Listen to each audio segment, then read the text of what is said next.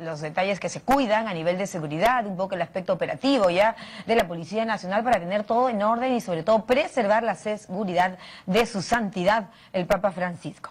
Ahora nos acompaña un experto en imagen y prevención de temas, por ejemplo, el protocolo que debemos manejar en el Perú para la visita de Francisco. Nos acompaña desde España Yago de la Cierva, él es experto en imagen y precisamente tiene mucha experiencia que contarnos, Yago, usted, porque además trabajó en el Vaticano. ¿Qué tal?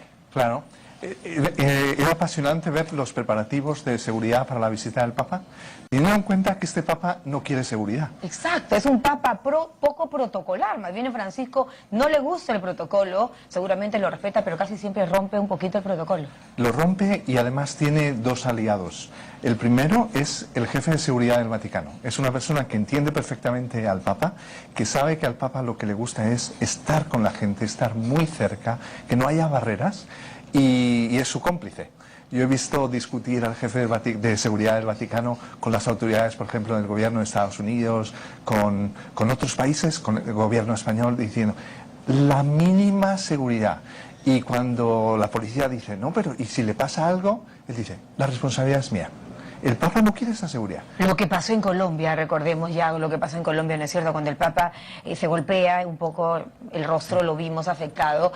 ¿Qué pasó? ¿Cómo lo toma? ¿Cómo toma Francisco algo así que pueda salirse de la seguridad, del protocolo, digamos, de preservarle el espacio? Suponemos que la organización, y aquí en Perú se viene dando así, trata de tomar en cuenta todos los detalles y los eventos que pudieran darse. Claro.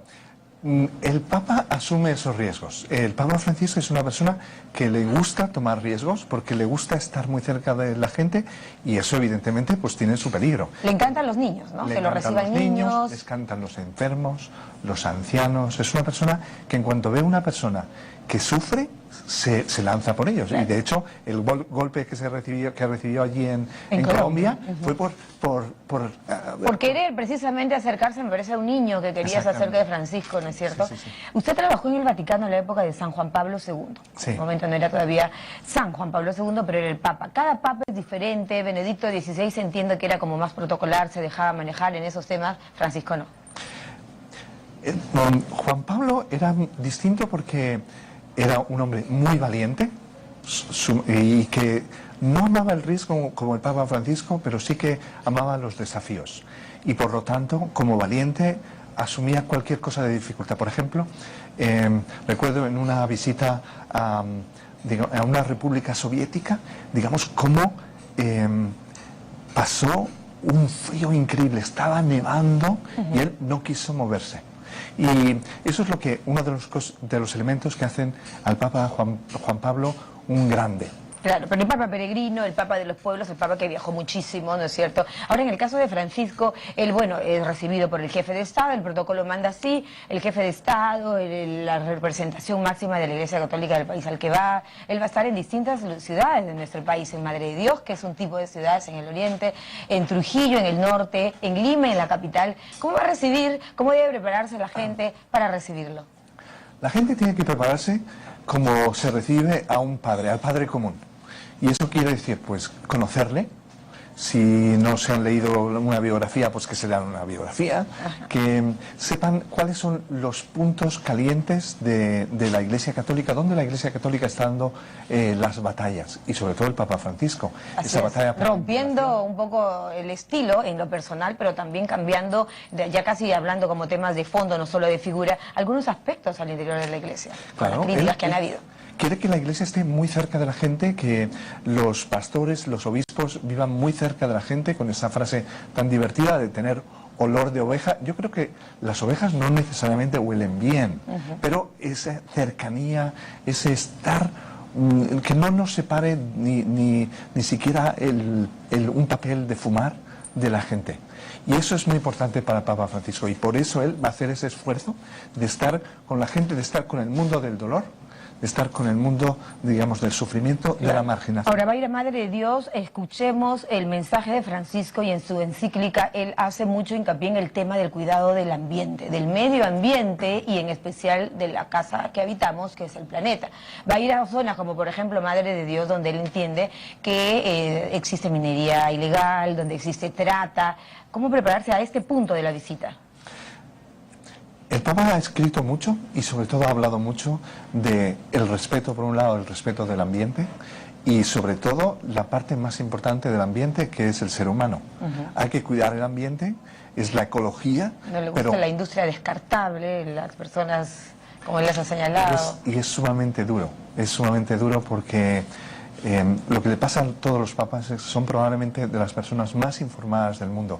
No tienen una red de embajadas, sino tienen una red de misioneros en todo el mundo que le envían información, y el Papa, además, este Papa en concreto, ama estar informado, quiere saberlo todo. Todo. Y entonces sabe... Tiene mucho de periodista, él escribe, conversa con la prensa, habla, se expresa y lo hace sin temor.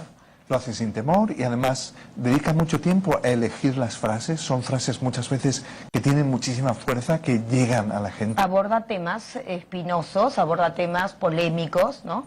Es muy llamativo cómo se enfrenta a problemas más difíciles cuando está hablando con los periodistas en el avión.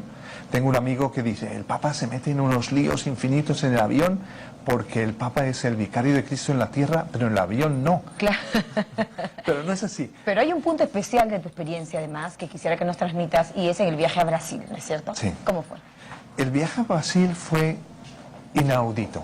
Hay que tener en cuenta que el Papa Francisco nunca había ido a una Jornada Mundial de la Juventud, ni siquiera a la de su tierra en Argentina. Era una cosa que para él era extraña. Y además no le gustaba viajar.